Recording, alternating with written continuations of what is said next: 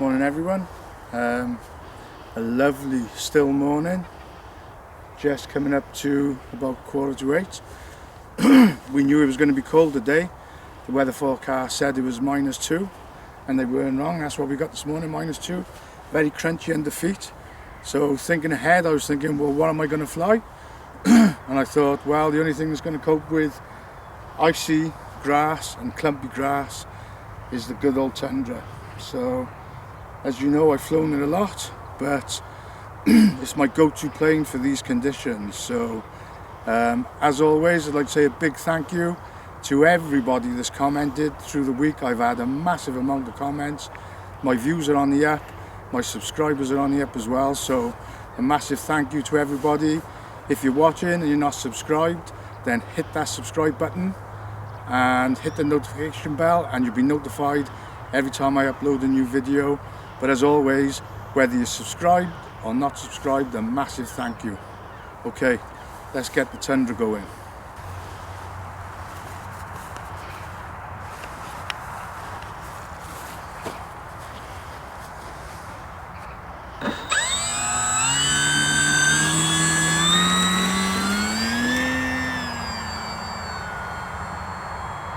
So first flight of the day, and as I said, the sun's not quite up yet, so let's take it easy.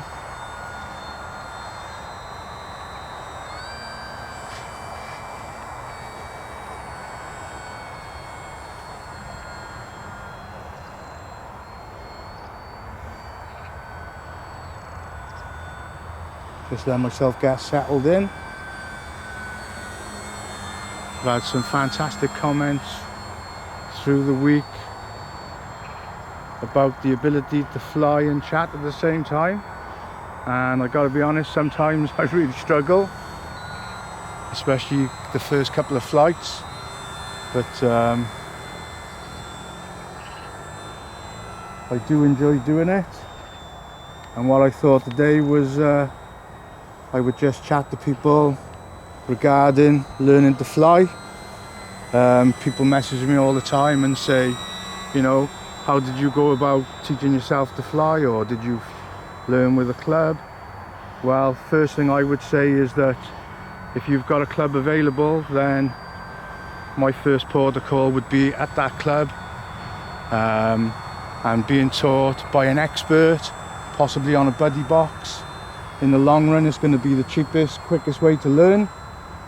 Regarding myself, the first thing I started flying were helicopters, and you know, it took me months of practicing on a simulator, and then obviously teaching myself to hover, and then I decided then to make a progression over to fixed wing. And the first plane I actually bought was a Park Zone Corsair, and it was equipped with safe.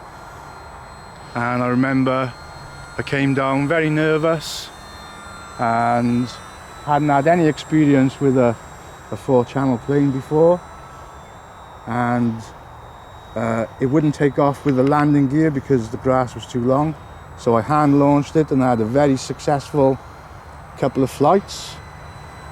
And then the next time I brought it out for a flight, we hand launched it, Cheryl threw it for me. I was inexperienced, I didn't give it anywhere near enough elevator or power, and the thing got stuck 40 foot up in a tree. The trees that you can see as Cheryl pans around now, those trees over there, and it got stuck and we weren't able to get it down, and it stayed there until possibly the wind blew it down or somebody was able to get it down, but I never got it back.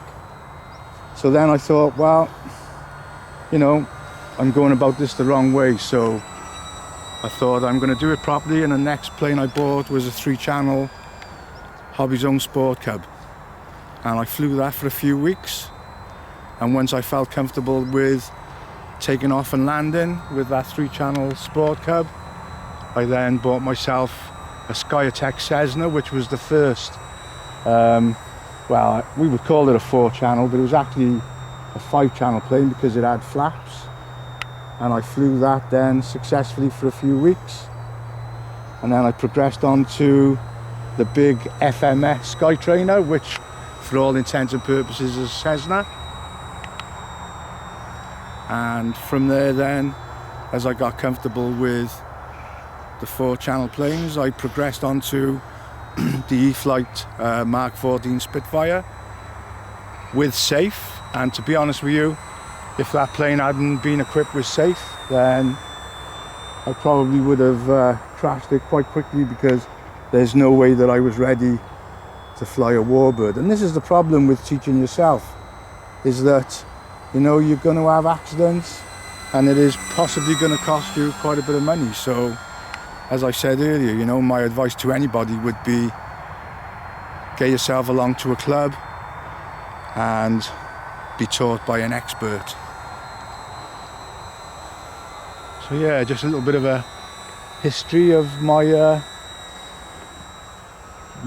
time learning to fly. And the Tundra's flying nice. My fingers are very, very cold.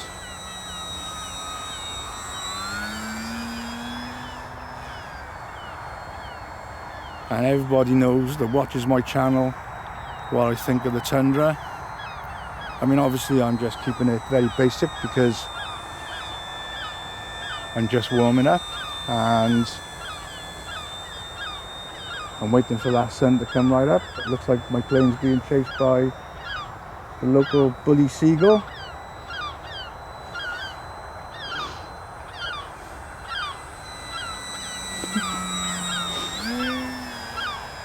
This does happen from time to time, unfortunately.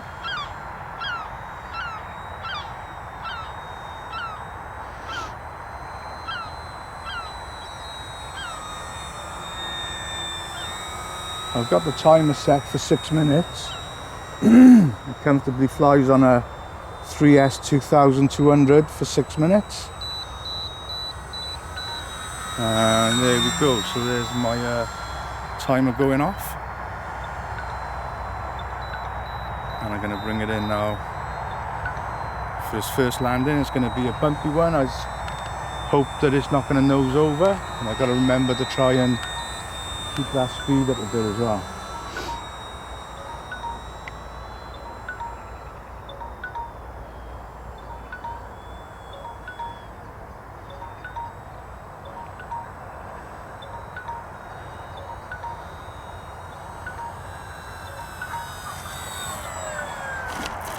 Okay, lovely. So that's my first flight out of the way. A little bit of a story about how I taught myself to fly. So thank you for watching.